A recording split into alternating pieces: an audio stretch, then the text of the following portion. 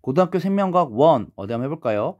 우리는 계속 생물에 대해서 보고 있습니다. 생물, 어, 에너지를 얻는 물질 대사를 일으킬 수 있고요. 어떤 자극을 받아들여, 환경을 자극을 받아들여 그걸 반응하면서 항상성을 유지하고 방어작용을 했어요. 그리고 또 하나, 자신의 유전 정보를 이제 자손에게 물려주는 유전에 대한 이야기를 이제 한번 시작해 보려고 합니다. 유전, 가장 기본적인 물체, 유전이 일어나는 가장 기본적인 유전 정보가 담겨 있는 물체는 염색체가 될 텐데요. 유전 물질인 DNA와 히스톤 단백질로 구성된 복합체입니다. 세포가 분열할 때 딸 세포로 이동하면서 유전 정보를 전달하는 역할을 해요. 분열하지 않을 때는 핵 안에 덜 웅축된 상태의 염색체로 풀어져 있다가 세포가 분열할 때는 더 웅축되어 굵어집니다. 아래에 있는 그림, 동그라미 그림처럼 분열이 없을 때는 핵 안에 그냥 퍼져 있는데요. 얘네가 분열할 때는 핵막이 사라지고 그 안에서 웅축되어 마치 실과 같은 모양으로 나타나게 돼요. 그리고 DNA가 히스톤 단백질을 감고 있는 염색체를 구성하는 기본 구조 유클레오솜이고요. 염색체의 가운데 부분 동원체라고 합니다. 세포 분열 시 여기 방출자가 붙어서 이 염색 분체를 끌어당겨서 분열하게 돼요. 자, 밑에 있는 그림에서처럼 가운데 동원체가 있고요. 웅축된 염색체가 이렇게 이 X자 모양으로 있습니다. 한 가운데가 동원체로 묶여서요. 근데 여기서 이걸 더 풀어보면은 히스톤 단백질이 DNA에 감겨있는 유클레오솜들로 이루어져 있는 걸 볼 수 있어요. 좀만 더 자세히 보도록 할게요.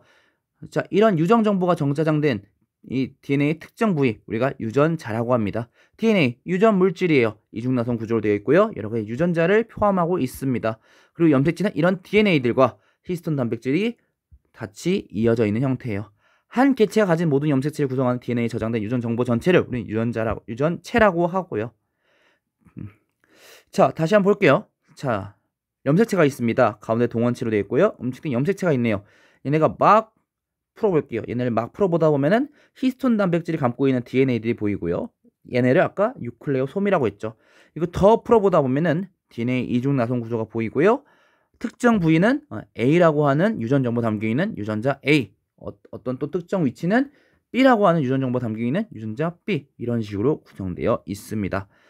자, 이랬을 때 생물이 가지는 염색체의 수, 모양, 크기 등 현미경을 관찰할 수 있는 형태적 특징을 핵형이라고 해요. 생물 종에 따라 다르고요. 같은 종이라도 성에 따라 다른 경우도 있습니다. 그리고 이러한 핵형을 분석함으로써 염색체 사진을 통해서 성별과 염색체 수 혹은 구조 이상 여부를 확인하는 걸 핵형 분석이라고 하고요. 있을 때 한 세포에 들어있는 염색체의 조합 상태를 우린 핵상이라고 얘기해요.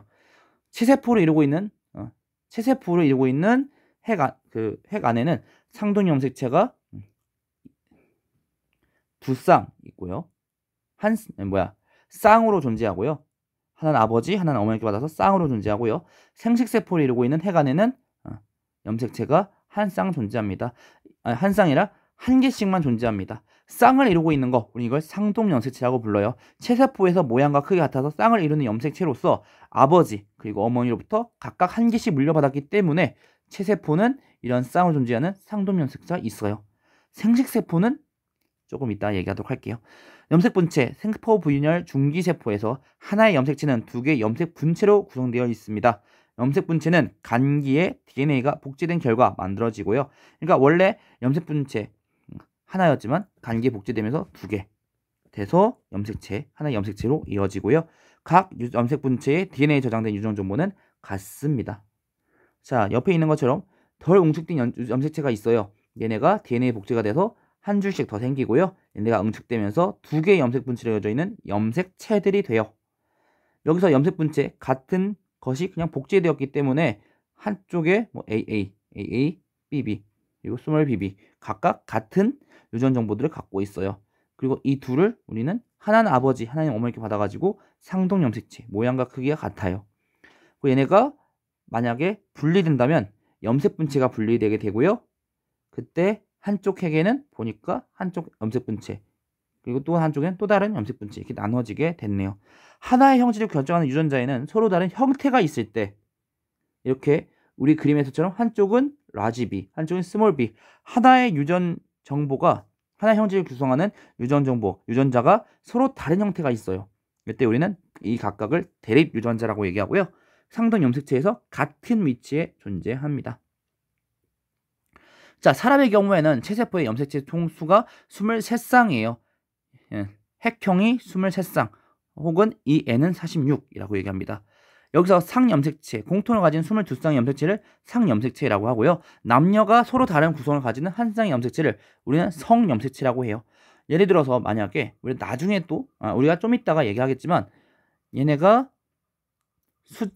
수정이 이루어지면서 아버지로부터도 X, 어머니로부터 X를 받았다. 똑같은 성염색체를 갖고 있다. 그럼 똑같은 X 염색체 두 개 갖고 있다. 그럼 이게 여자로서 발현되게 되고요. 하나는 X, 하나는 Y. 서로 다른 염색체 X, Y 구성을 갖고 있다. 남자로서 발현이 되게 됩니다. 밑에 그림은 한번 참고로 봐주시면 좋을 것 같아요. 22쌍은 똑같아요. 남자나 여자나 공통으로 갖고 있어요. 하지만 여자는 XX, 남자는 XY. 서로 다른 성염색체를 갖고 있네요. 자, 이제 오래 기다리셨습니다. 생식세포 형성 얘기해 볼 텐데요. 생식세포가 형성되는 과정은 감수분열을 통해서 일어나요. 생식세포를 형성하기 위해 일어나는 세포 분열로서 간기, 우리가 S기라고도 부르는 간기에 DNA를 복제한 후 연속 2번 분열돼요. 그러다 보니까 핵형이 EN에서 N으로 핵형이 반으로 줄고요. 아까 말했던 생식세포의 상동염색체가 아니라 하나씩 염색체가 쌍을 이루지 못하고 있었던 이유가 이 이유입니다. 생식세포가 나중에 수정할 때 수정란은 제대로 된 핵형 EN을 갖게 하기 위해서죠. 자, 만약에 계속 우리가 체세포에서처럼 계속 EN씩 갖고 있다. 그럼 나중에 아버지로부터 하나, 어머니로부터 하나 받으면 걔가 EN이 아니라 4N이 되겠고 8N이 되겠고 16N이 되겠고 점점 염색체가 늘어날 거예요. 하지만 종의 염색체 수를 유지하기 위해 우리는 감수분열, 세포 분열이 2번 일어나서 연속 2번 일어나서 핵형이 반으로 줄어드는 분열을 통해 생식세포를 형성합니다. 자, 예를 들어서 이 N이 4라고 하는 모세포가 있어요. 얘가 만약에 체세포다. 그럼 체세포 분열을 할 텐데요. 먼저 DNA가 복제되고 응축되고 복제되고 응축되고 하여 상동 염색체들이 상동 염색체라고 하더라도 다 한 줄에 배열되게 될 거예요.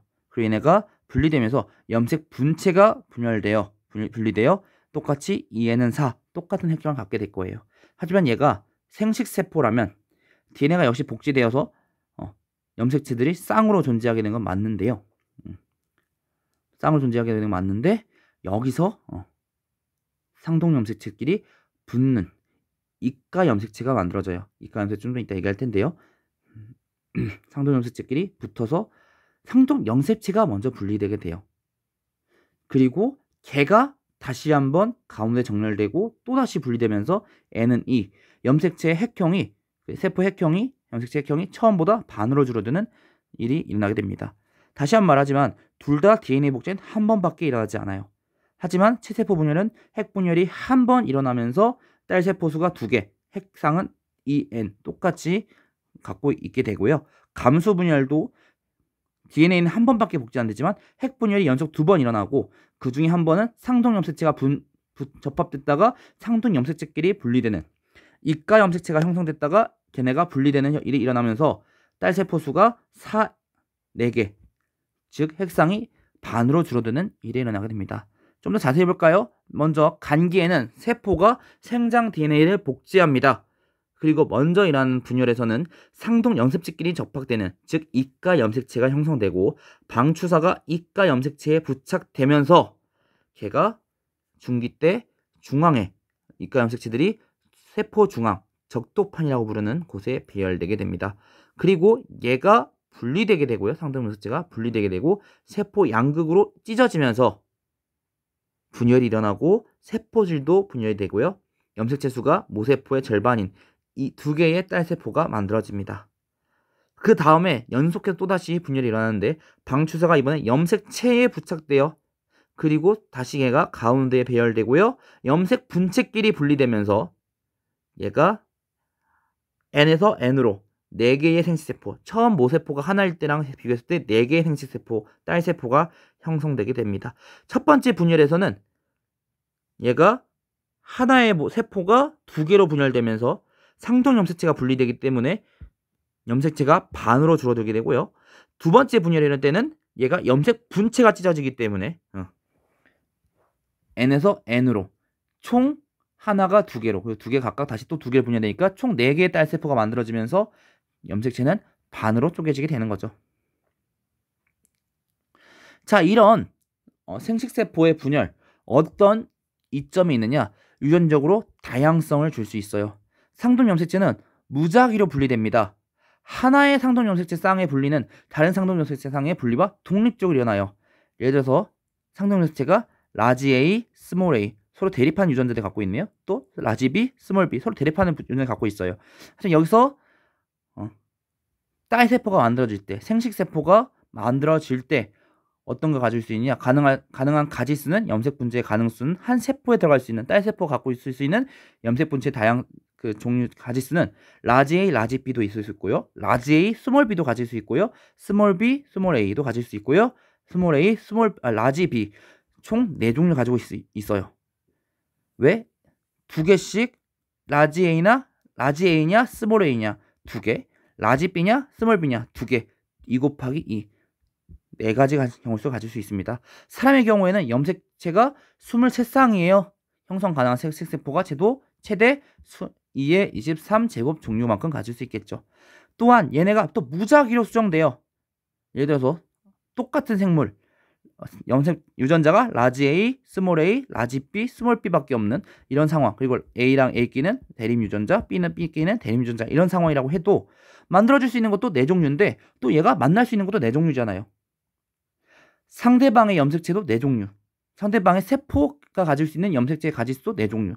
그럼 얘네가 16가지가 만들어질 16가지의 수정란이 만들어질 수 있겠죠. 하지만 사람의 경우에는 최대 2의 23제곱인데 상대방도 2의 23제곱이야. 무지하게 많겠죠. 대립 유전자 조합이 다양한 생식세포들이 무작위로 수정되면서 자손이 태어나요. 그러다 보니까 부모가 같아도 유전자 구성이 다양한 자손들이 다 태어날 수 있고요. 그 다음에 서로 가질 수 있는 형질들이 달라요.